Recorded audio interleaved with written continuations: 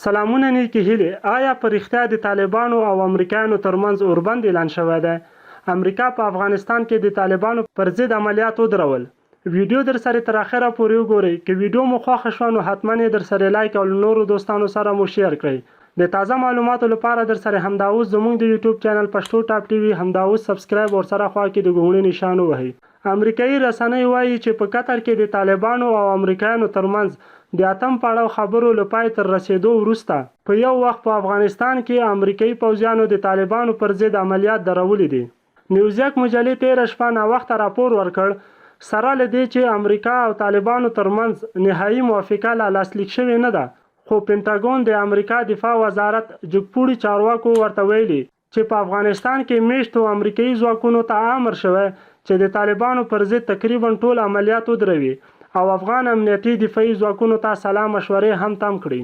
نیوزیک د امریکا د دفاع وزارت د چارواکو په قول همدا راز وایي چې د ولسمشر ټرمپ غواړي چې له افغانستانه په لومړي ګام کې نږدې نیمایي پوځیان چې 6,000 کېږي وباسي. د نیوزیک پر اساس له افغانستانه د ایستل کېدونکو ځواکونو د شمیر په اړه کېدای شي په پریکړه کې بدلون راشي، ځکه چې افغانستان روانې جګړې او د دې جګړې د پای ته رسېدا لپاره د سولې خبرو ته په کتو پریکړه کیږي.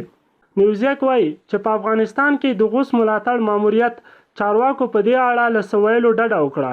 د پینټاګون او جګپوړي چارواکي وویل د ایستل کېدونکو ځواکونو شمیر ټاکل شوی، خو کېدای شي هر ساعت په دې پریکړه کې بدلون راوړل شي. تر دې پخوا واشنګټن پوسټ او نورو امریکایي رسنیو د خپلو باوري سرچینو په قول ویلي و چې امریکا به د 8,000 او 9,000 ترمنځ ځواکونه له افغانستانه وباسي.